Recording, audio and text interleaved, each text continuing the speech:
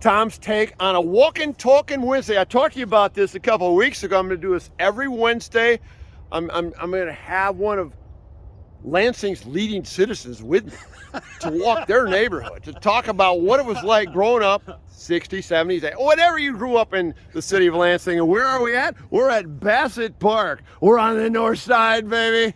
And I'm with Ron Burl, my good friend Ron Burl, who was brought up, a couple blocks here from Bassett Park? Yeah, 1 block over.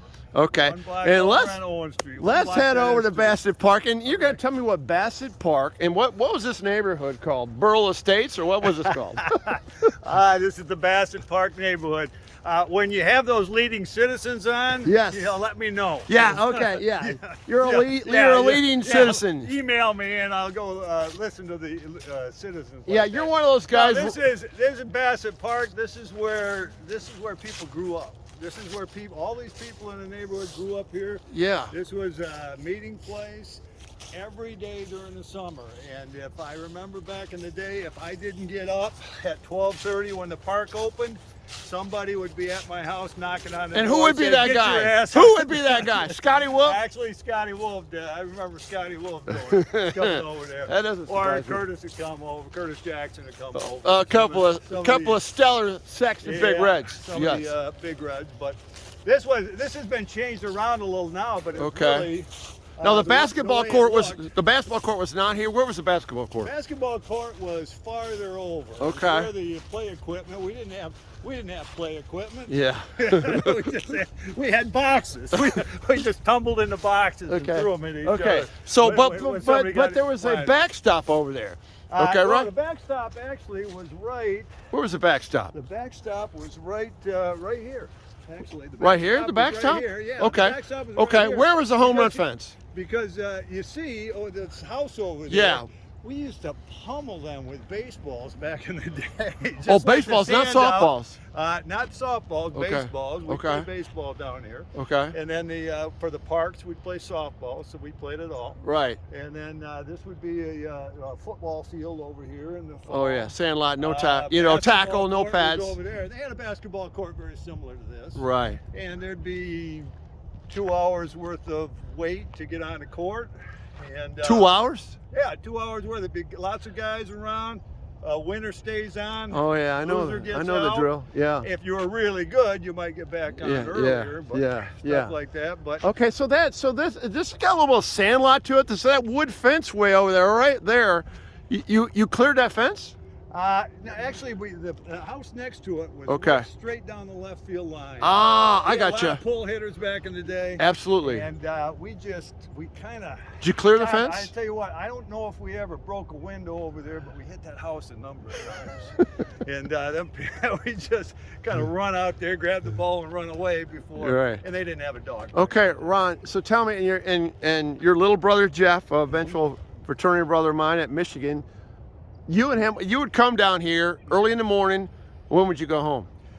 We wouldn't get home till way after dark. After dark? Yeah, after dark. So how did you eat and go to the bathroom? How would you eat? Well, I know there's an Italian restaurant up there. It's called the Witten House. Okay. I gotcha. You sponged off your neighbors. I gotcha. Go to Jackson's for some food. Okay.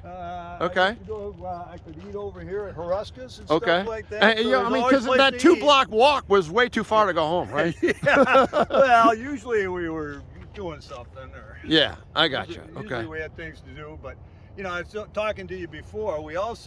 They had teams with the Parks and Recreation. Right. And I was a teacher all my life, and you get your first coaching experience because there's one park director with 6 levels of teams, and so the older kids would part of being down here was coaching the younger kids, and maybe going over to the other parks to play their rec games. Right. So. You had a really great organized system, and boy. So what's really sad, Ron, is like when you go by a backstop, drive by a backstop at a schoolhouse, which you don't actually see a lot of times. You don't see backstops. In the summertime, they're empty, and these basketball courts seemingly are a lot empty. I mean, when school gets out, this should be packed. I mean, there's no snow. This should be a big time busyness right here on a Walkin' Wednesday. Well, without without phones, without internet, yes, without stuff, you went outside. Yeah. My house was 600 square feet. 600 square feet. And where was the furnace? Furnace in the living room. Furnace in the living room. You know, I mean, we'll show you a picture of it here. Yeah, we're going to post a picture on this. But we never spent any time in the house. Yeah. You know, even we spent time in our neighborhood, and we had a golf course. We put cans in the backyard and did a golf course. Yeah. We played kickball in the street. Refreshing. At night, we ran all over the neighborhood playing ghosts or whatever we were doing at Right. night. You know, Right. whatever the nighttime games were, and we just we were always outside doing something. Yeah.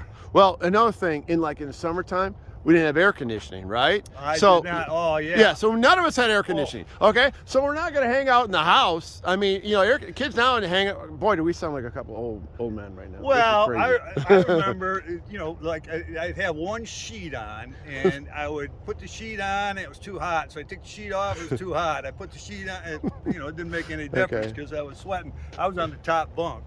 Oh, yeah, And, so the heat rises, about, right? Jeff was on the bottom? About, 2 Gotcha. feet from the ceiling. Gotcha. So when you look around this neighborhood, as we wrap this thing up here at Bassett Park on the north side, you were brought up on Owen Street. Yes, I Again, one more thing about your house. When I took Jeff home from when we were down at school in Michigan and dropped him off Thanksgiving weekend. So I go into his house. He brings me into your house and introduce. I don't know if you were. I don't think you were there. You're probably out bar hopping or something like that, drinking or something, bowling, whatever. And I met your dad, and I said, Jeff, what's that thing? He goes, that's a furnace. Oh, okay. Your furnace. Your furnace is in the living room. And, but what's your biggest takeaway from here, as far as best memories? I mean, in a nutshell, what's your best memories growing up here? Best memories are just in the Bassett neighborhood of North Lansing. Spending the entire place down here, and it was socializing, and it was tetherball, and it was just interacting with all the kids. And like I said, the coaching part of it, you know, maybe you know, I became a teacher. That was like an internship. Degree, but yeah, it was. You know, you kind of worked with everybody, and we had some really tough guys right over there called the Chenard brothers. Marty Chenard? Yeah, he lived right over big that red yellow quarterback house over there. Yeah. And, you know, everybody knew him, so there was no use fighting because he'd just come over and take care of it. So we said, okay, it's your ball out or whatever. Yes. We really never got in a lot of fights. Oh, that's great. I'll tell you, Ron, a great guest here on Tom's Take Walkin' Talkin' Wednesday. Walk in the Park, Bassett Park. Here on the north side with my good friend Ron Burl. Until next time, and hey, we got more of these in store. So any ideas, any neighborhoods, any suggestions, anybody potentially might want to participate? If you got some great stories, give me a holler. Again, Tom's Take. Until next time.